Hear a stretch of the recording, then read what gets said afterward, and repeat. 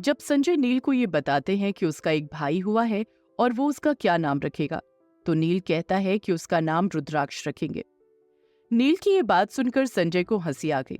उसने नील को गोदी में उठाकर बहुत प्यार किया और फिर कहा, ठीक है, तेरे भाई का नाम हम रुद्राक्ष ही रखेंगे, पर चलो पहले मुझसे एक वादा करो कि तुम हमेशा अपने छोटे भाई रुद्राक्ष का ध्यान रखोगे।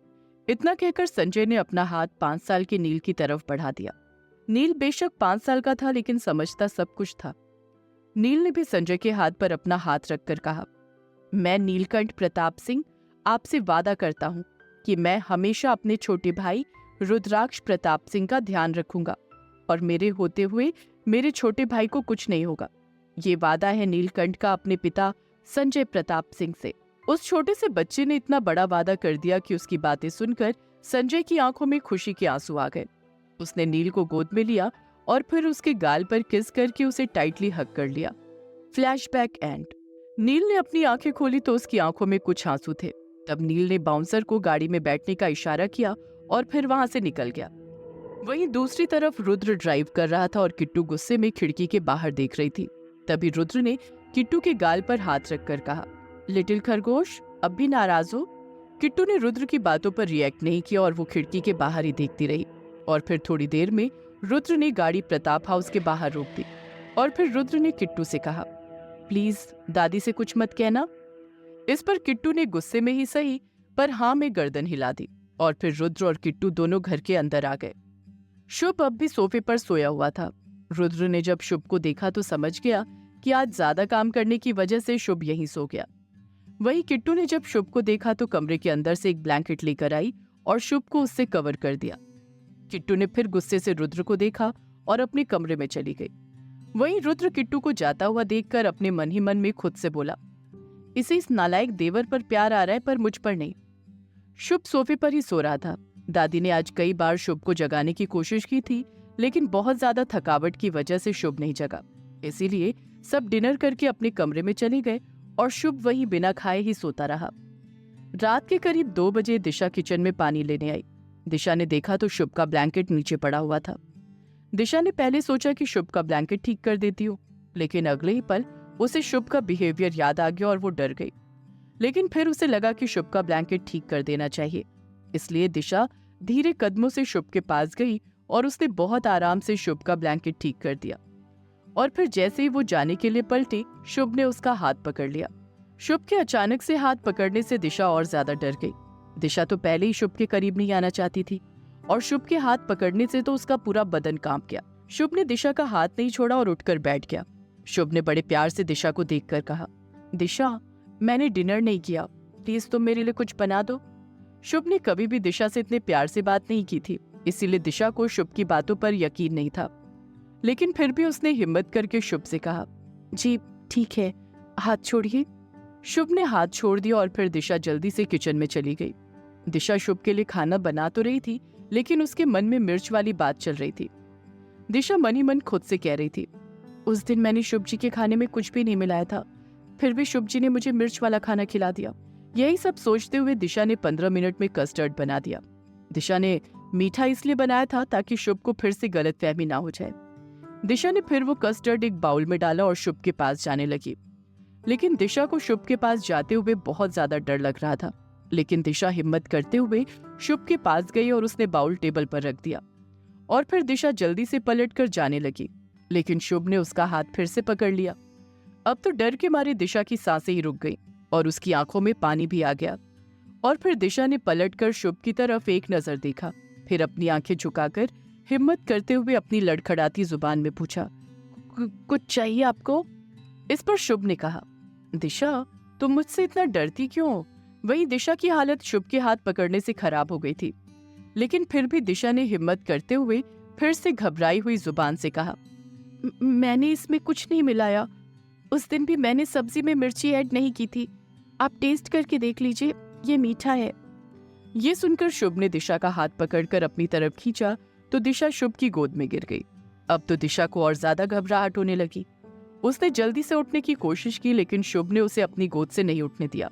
दिशा ने डर के मारे अपनी चेन पकड़ ली और फिर दिशा की आंखों से आंसू किसी पानी के झरने की तरह बहने लगे और फिर उसने रोते हुए कहा, प्लीज छोड़ दीजिए। ये कहकर दिशा ने फिर से शुभ की गोद से उठने की कोशिश की, लेकिन शुभ ने फिर से उसे कमर से पकड़ लिया और फिर उसने कहा, डरो मत, मैं ये कस्टर्ड खा लूं, उसके बाद चली जाना। इस पर दिशा ने हिम्मत करते हुए फिर से कहा, प्लीज जाने दीजिए, प्लीज छोड़ दीजिए। शुभ ने कहा, और अगर ना छोड़ा तो? इस पर दिशा ने थोड़ी हिम्मत करते हुए कहा, तो मैं नील भैया को सब कुछ बता दूंगी। ये सुनकर शुभ के चेहरे पर एक मुस्कुराहट आ गई। तब शुभ ने कहा, नील भैया कहीं का प्रधानमंत्री है जो नील को बता दोगी? छोटे बच्चों की तरह शिकायत करती हो तुम। और फिर शुभ ने दिशा के आंसू पोंछते हुए कहा, देखो प्लीज चुप हो जाओ, तुम चुप हो जाओगी तो मैं तुम्हें छोड़ दूंगा। ये सुनते ही दिशा एकदम चुप हो गई और फिर शुभ ने दिशा को अपनी गोद से उठाकर अपने बराबर में बैठा लिया। शुभ अपने एक हाथ से कस्टर्ड खा रहा था और अपने दूसरे हाथ से दिशा का हाथ पकड़ा हुआ था। दिशा अपना हाथ छुड़ाने की कोशिश कर रही थी, लेकिन शुभ ने दिशा का हाथ नहीं छोड़ा। तभी शुभ ने कस्टर्ड खाते हुए कहा, तुमने कस्टर्ड बहुत अच्छा बनाया है, बहुत ज्यादा टेस्टी। इतना कहकर शुभ ने एक चम्मच में कस्टर्ड लेकर दिशा की तरफ बढ़ा दिया, लेकिन दिशा ने ना में गर्दन हिला दी। इस पर शुभ ने कहा, ठीक है मत खाओ, बैठी रहो मेरे पास। ये सुनकर दिशा जल्दी से वो कस्टर्ड खाने लगी। अब एक बार शुभ खाता और एक बार दिशा खाती, और जब कस्टर्ड खत्म हो गया तब दिशा ने हिम्मत करते हुए कहा, प्लीज अब मैं जाऊं? ये सुनकर शुभ ने कहा, चली जाना, लेकिन एक प्रॉमिस करो कि कल होली पर तुम सबसे पहले मुझे रंग लगाओगी। इस पर दिशा को कुछ समझ नहीं आया कि शुभ क्या कह रहा है। उसे शुभ के इरादे समझ ही नहीं आ रहे थे, बल्कि उसे तो बस यही लगता था कि शुभ उसे परेशान करना चाहता था। और फिर दिशा ने ना चाहते हुए भी कहा, ठीक है मैं कल आपको रंग लगा दूंगी, प्लीज अब आप मेरा हाथ छोड़ दीजिए। वहीं शुभ का तो मन नहीं था कि वो दिशा का हाथ छोड़ दे, लेकिन फिर भी उसने दिशा का हाथ छोड़ दिया। इसके बाद दिशा जल्दी से उठकर जाने लगी। तभी जल्दी जल्दी जाने की वजह से उसका घुटना टेबल पर लग गया, जिससे उसे जोर का दर्द हुआ, लेकिन उसने अपने दर्द की परवाह नहीं की और भागकर अपने कमरे में चली गई। कमरे में जाकर दिशा ने जब अपने लोअर को थोड़ा सा ऊपर करके देखा तो उसके घुटने पर बहुत ज्यादा चोट लगी हुई थी और जिससे काफी खून भी आ रहा था। ये देखकर दिशा ने फर्स्ट एड बॉक्स लिया और सोफे पर बैठकर अपनी चोट पर दवाई लगाने लगी। तभी दिशा ने शुभ की प्रेजेंस फील की।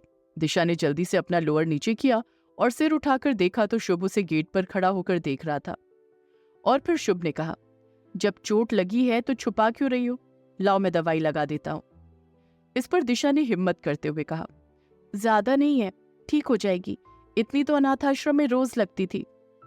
तब शुभ ने कहा, मैंने देखी है चोट बहुत ज्यादा लगी है, ब्लड भी आ रहा है, लाओ मैं तुम्हारी बैंडेज कर देता हूँ। ये सुनकर दिशा ने ना में गर्दन हिला दी और फिर दिशा ने हिम्मत करते हुए कहा, प्लीज आप जाइए, मुझे सोना है। दिशा की बात सुनकर शुभ दिशा के पास आया और फिर वो दिशा का पैर पकड़कर उसके लोअर को ऊपर करने लगा। वहीं शुभ के ऐसा करने से दिशा के शरीर में एक कंपन सी हो गई और दिशा की आंखों में फिर से पानी आ गया। उसे समझ ही नहीं आ रहा था कि शुभ उसके साथ आखिर करना क्या चाहता है। तभी शुभ ने फर्स्ट एड बॉक्स में से दवाई निकाली और दिशा के घुटनों पर लगा दी और फिर उसने दिशा से पूछा, तुम इस कमरे में अकेली सो रही हो? नव्या कहाँ है? इस पर दिशा ने हिम्मत करते हुए कहा, वो अवनी दी के कमरे में है, उन्हें कुछ पढ़ाई करनी थी इसीलिए उन्हीं के पास सो गई। ये सुनकर शुभ ने कहा, तुम तो अकेले सोते हुए डरती हो ना, मैं यहाँ सो जाऊं? ये सुनकर दिशा घबरा गई और उसे कुछ समझ नहीं आ रहा था कि क्या जवाब दे। तभी उसने हिम्मत करके कहा, जी जी जी सो जाइए। ये सुनकर शुभ के चेहरे पर एक मुस्कुराहट आ गई और फिर शुभ ने ब्लैंकेट लिया और धड़ाम से बेड पर गिर गया। शुभ ने फिर खुद से कहा, बेड पर सोने का मजा ही कुछ और है, सोफे पर तो मैं थकावट की वजह से सो गया था। और फिर उसने अपने सर के नीचे हाथ रखकर दिशा को देखकर कहा, दिशा तुमने कस्टर्ड बनाना कहाँ से सीखा? ये सुनकर दिशा ने हिम्मत करते हुए कहा, कल अवनी दी ने सिखाया था। शुभ ने कहा, काफी टेस्टी था। दिशा ने कहा, थैंक यू जी। शुभ ने कहा, दिशा तुम्हें और क्या क्या बनाना आता है? इस पर दिशा ने अपनी लड़खड़ाती हुई जुबान में कहा, दाल, चावल, रोटी, सब्जी। शुभ ने कहा, तुम्हारी फेवरेट डिश कौन सी है? दिशा ने हिम्मत करते हुए कहा, कढ़ी चावल। शुभ ने फिर पूछा, तुम्हें इटालियन फूड, चाइनीज फूड ये सब पसंद नहीं है? इस पर दिशा ने फिर हिम्मत करते हुए कहा, मैंने ये सब कभी नहीं खाया, अनाथ आश्रम में सब दाल चावल रोटी सब्जी खाते हैं। अगर टाइम से खाना ना खाओ तो फिर भूखा रहना पड़ता है।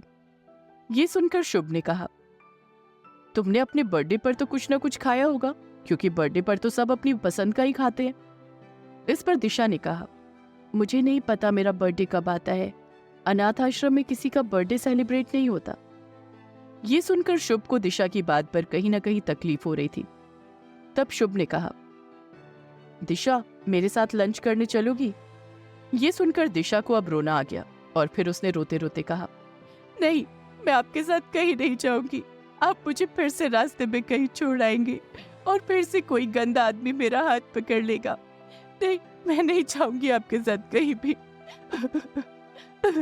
ये कहकर दिशा रोती रोती बालकनी में चली गई।